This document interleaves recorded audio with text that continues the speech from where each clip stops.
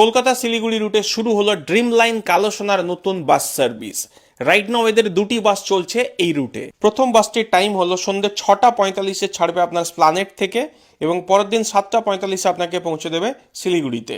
আর এই বাসটি কিন্তু ভলভোর লেটেস্ট মডেল 9600 স্লিপার SLX। এখানে আপনারা পেয়ে যাচ্ছেন 2x1 এর সিটিং পজিশন। আপনার জার্নিতে সাপোর্ট হিসাবে থাকছে wifi, pillow, personal TV, CCTV, water bottles, blanket, snacks, charging point, bedsheet এবং রেড লাইট।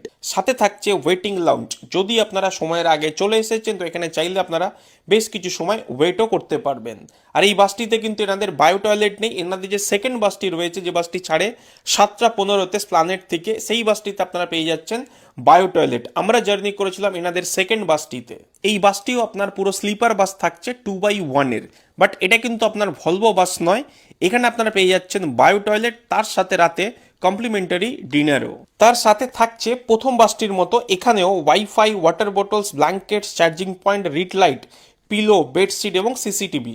বাসের ইন্টেরিয়ার কিন্তু বেশ ভালো। আর এনাদের বায়ো টয়লেটটা থাকছে একদম সামনে। এই জার্নিতে আপনার বাস রুট হবে কলকাতার স্প্লানেট থেকে শুরু হবে, তারপর বারাসাত, কৃষ্ণনগর, বহরমপুর, ফারাক্কা, মালদা, রায়গঞ্জ, ডালখোলা হয়ে প্রবেশ করবে শিলিগুড়িতে। এখানে আপনার বেশ কিছু বোর্ডিং পয়েন্ট রয়েছে।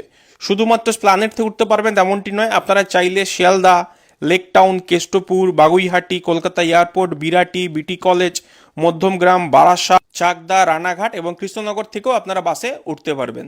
10টা থেকে 10:30টার মধ্যে আপনারা এখানে একটি ডিনার ব্রেক পাবেন। ডিনার যদিও এখানে ইনক্লুডিং আছে, যেখানে থাকছে জিরা রাইস, চিলি পনির, আলু সয়াবিনের তরকারি এবং একটি মিষ্টি। বাসে বসে আপনাদেরকে ডিনার করতে হবে না, এই রেস্টুরেন্টটিতে বসে আপনারা ডিনার করতে পারবেন। চাইলে আপনারা এখানে আরও কিছু অ্যাডও করতে পারেন আপনার পছন্দ মতো।